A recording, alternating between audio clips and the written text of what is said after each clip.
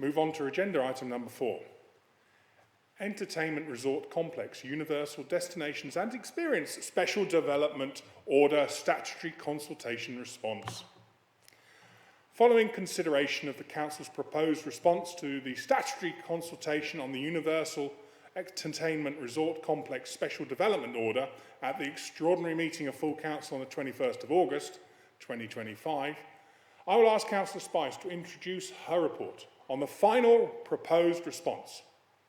Councillor Spice, if you please.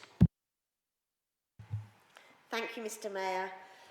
At last week's meeting, Full Council unanimously approved support for the universal investment into the borough.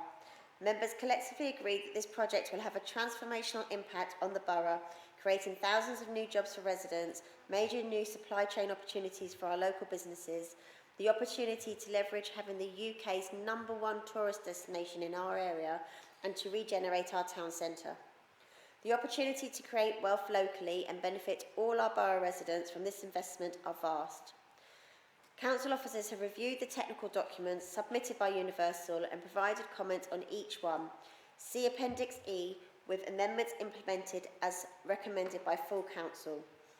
With this all in mind, I ask you to look at the following 3 recommendations, and we will vote on each one individually after questions and comments.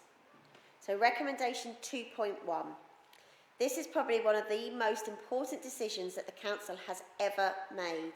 Setting out our response to Universal Destinations and Experiences proposals, and I ask that you agree to the response as presented and approved by Full Council and set out in Appendix E to this report. The response reflects the 3 points that were approved to be removed by Full Council, and I can confirm that there have been no further changes to this response. Because this is time critical due to the timeframe of the consultation, this will be submitted to the Secretary of State tomorrow. Recommendation 2.2. I am very conscious that there was a thorough debate about this at Full Council, and it is important that we recognise the ongoing work that officers are doing, both with central government and UDX, to address these issues.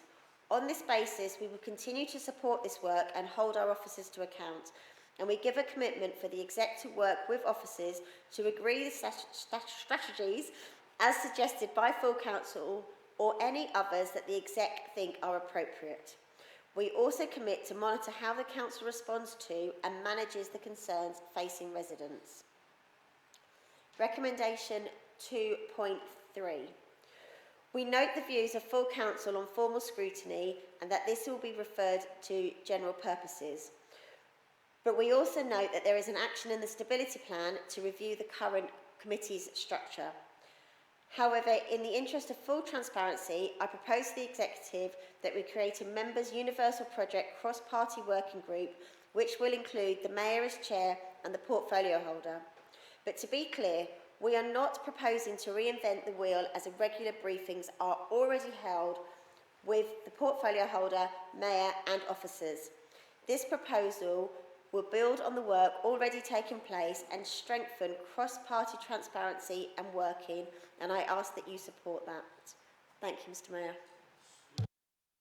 Well, I'm really excited about this. This is one of the few times that we can really gush and be quite fantastically positive about something that's happening in our borough. Now, do we have any questions on the report? I'm looking around the Executive. There are no questions, Councillor Spice. I should imagine, are there any comments on the report? Councillor Frost. Thank you, Mr. Mayor. I've just got a comment to make on 2.3, which is with regard to scrutiny. There's no issue with scrutiny, but we just need to think about the SIP for Resilience Review, as Councillor Spice said, but also where does it stop? Universal Studios, yes, is the single largest foreign direct investment in the UK, but we have the Black Cat Roundabout, single largest road project in the country. We've got East West Rail that we've already spoken about tonight, third largest rail project and something that's very significant to this borough. We have the waterway. Where do we stop with scrutiny? Should we have independent panels for each of them, or should we have them just within the existing structure that we have already got? This strikes me as a little bit of political grandstanding, and the game was given away by Councillor Royden when at the last meeting he asked for the camera to be put on Henry Van. Thank you. Well, splendid. Are there any other comments? Okay. Well, Councillor Spice, have you got anything further to add?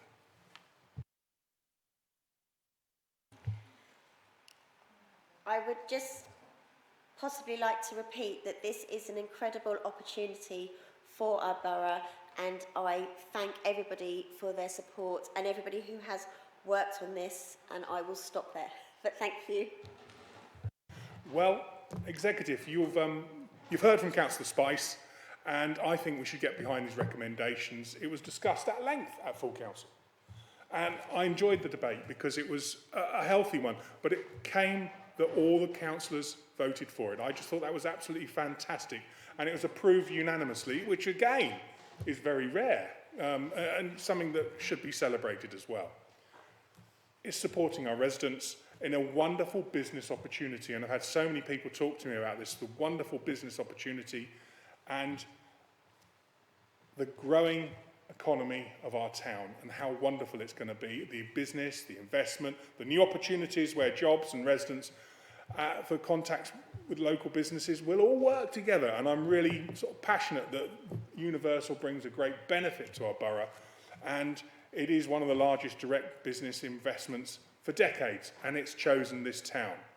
So it is transformational, the impact on our borough for a great many years, and they've talked about this being a generational thing, and I'm really pleased that we have two of our officers here who rarely get seen, and I think I ought to take this opportunity to thank the team, a team of two. There's Mr. Fox, we ought to put his name on record, and of course next to him the man who's bought I think personally has brought it to Bedford so many times, and I thank the Councillor McMurdo mentioned him in the debate in full council, so thank you for that. Thank you very much personally. As the Mayor, I thank the team very much for what you've done, and Patrick, you know, personally you have our thanks as an executive as well. So this decision tonight is recommended by full council, but it's an excellent opportunity to cement the positive working that we've got with Universal, and has led, you know, the whole council coming together, which is so rare. And I just think it is just something really positive about tonight and what we can actually say. So I better go back to my agenda before I get carried away. So I'll read it out because I'll get told off if I don't. We will consider the recommendations individually. Are we happy to approve the response detailed in Appendix E on behalf of the Council, as proposed at 2.1 of the report? Yes, we are. Again, unanimous. You better write that down. Do we agree on recommendation 2.2? Yes? Okay. We're romping on here now. And finally, recommendation 2.3. Yeah. Okay. Are they recorded? Okay, and I get the thumbs up. Councillors, ladies and gentlemen, that is the summing up of the business night. Sorry, our member of the public has come all this way to hear some really great news that Bedford Borough Council has responded officially. We thank the officers who have taken part, and the executive have made their comments known. I am really pleased that we can all come together and do this in the name of the council. So with that, I think this being the last item on the agenda, I declare the meeting closed.